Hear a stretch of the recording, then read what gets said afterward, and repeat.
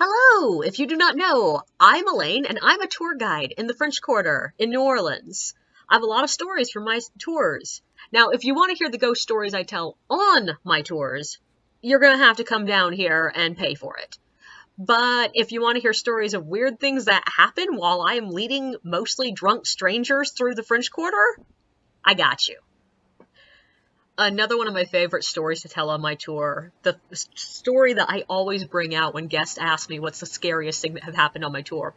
Now, admittedly, I know that they're not asking for something real world scary. They're looking for something ghost scary. The problem is, nothing ghost scary has ever happened on any of my tours.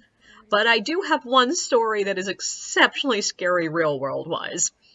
I was doing a stop at a location that I no longer go to. I've just drawn the line. I don't go there anymore.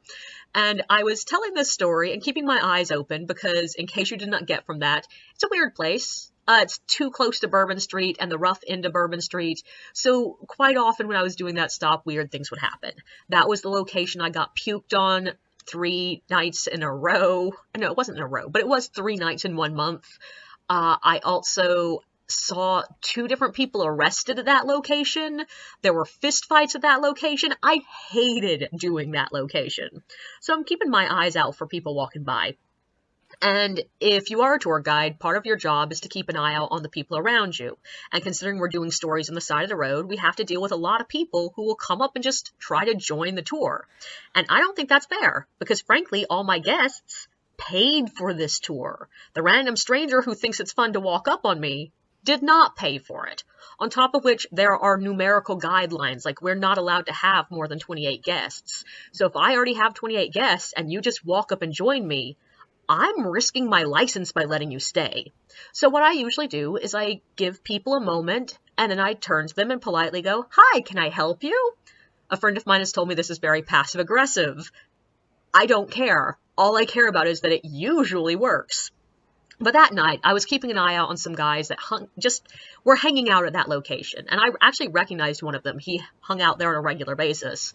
But they were standing sort of near my tour, but not close enough that I really had any right to be like, "Hey, what you doing?"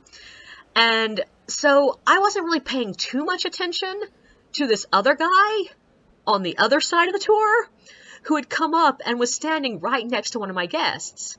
But the reason I finally noticed him was because this group of 26 or 27 people had suddenly shifted, and every single female in the group was right up front near me, and the boys had created this weird line between this random guy and all the girls.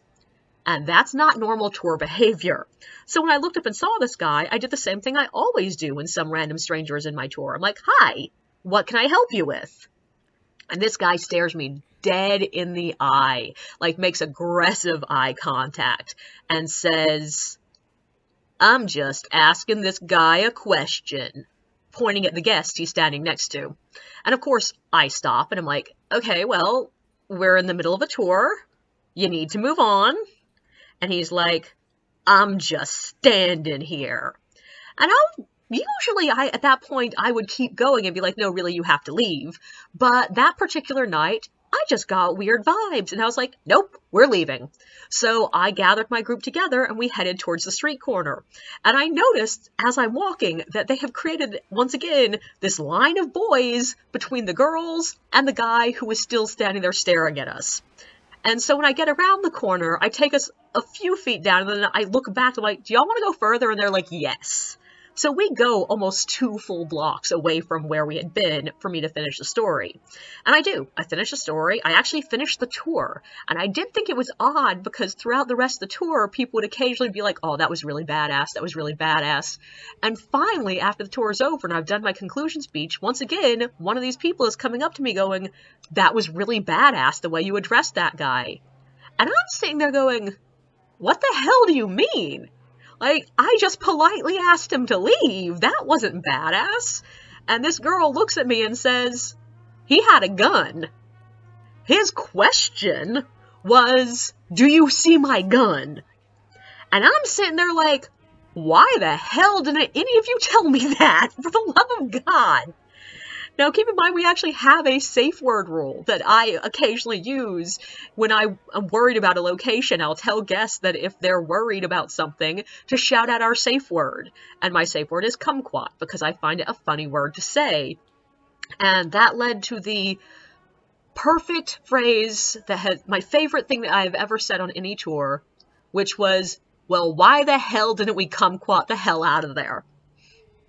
So, moral of the story, if you're ever on a tour and someone shows you their gun, try to signal the tour guide what's happening, because chances are they don't know. And if we don't know, we can't help you. Don't forget to like and subscribe, and thank you for listening.